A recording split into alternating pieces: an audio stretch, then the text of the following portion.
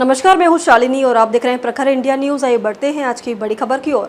Myanmar में एक शक्तिशाली भूकंप ने भारी तबाही मचाई, जिससे 694 लोगों की मौत हो गई और सैकड़ों घायल हो गए।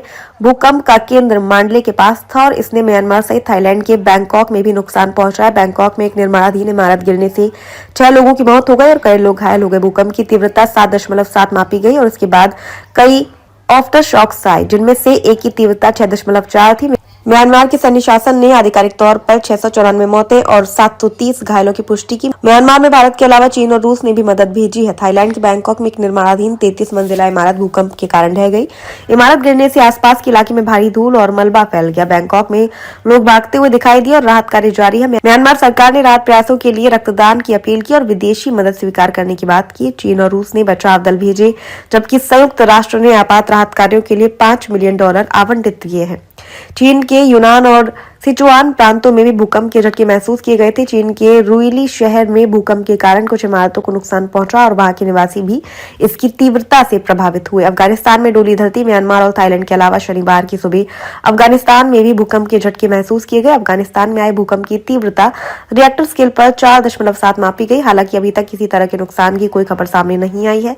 भारत ने म्यांमार की मदद के लिए 15 टन राहत सामग्री भेजी है। भारतीय वायुसेना का C-130J सुपर हरकुलिस विमान हिंडन एयरफोर्स स्टेशन से राहत सामग्री लेकर म्यांमार के लिए रवाना हुआ। भारत के पड़ोसी देश म्यांमार में शुक्रवार को भयानक भूकंप आया। भूकंप की तीव्रता 7.7 थी, जो कि काफी तेज था।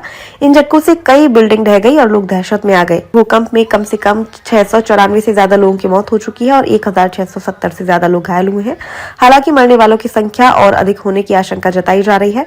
जुटा प्रमुख मिंग ओंग हाइन ने एक वीडियो स्पीच में कहा, मैंने राहत प्रयासों के लिए अंतर्राष्ट्रीय समर्थन का अनुरोध किया है। म्यांमार में शुक्रवार को दोपहर में 7.7 तीव्रता का भूकंप आया था। इस भूकंप का केंद्र म्यांमार के दूसरे सबसे बड़े शहर मांडले के पास था। इसी के बाद करीब 11 मिनट बाद 6.4 तीव्रता का जोरदार झटका आया। इसी के साथ अमेरिकी भूवैज्ञानिक सर्वे का अनुमान है कि मरने वालों की संख्या 1000 से अधिक हो सकती है।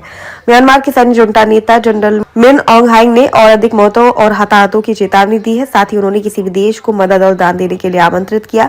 जबकि मेजर जनरल जो मिनतुंग ने बताया कि नेपीडा, मांडले और सांगाका शहर में अस्पताल घायलों से भरे हुए। थाईलैंड में बैंकॉक के चाटुचक बाजार के पास एक 33 मंजिला निर्माणाधीन इमारत ढह गई। इमारत के ढहने का वीडियो भी तेजी से वायरल हो रहा है। इमारत के ढहने के बाद बचाव कर्मी मलबे की ओर दौड़े और घायल लोगों को फौरन अस्पताल ले जाया गया। खबरों में अब तक के लिए बस इतना ही। फिर होगी आपसे मुलाकात। तब तक के लिए नमस्कार और देखते रहिए प्रखर इंडिया न्यूज।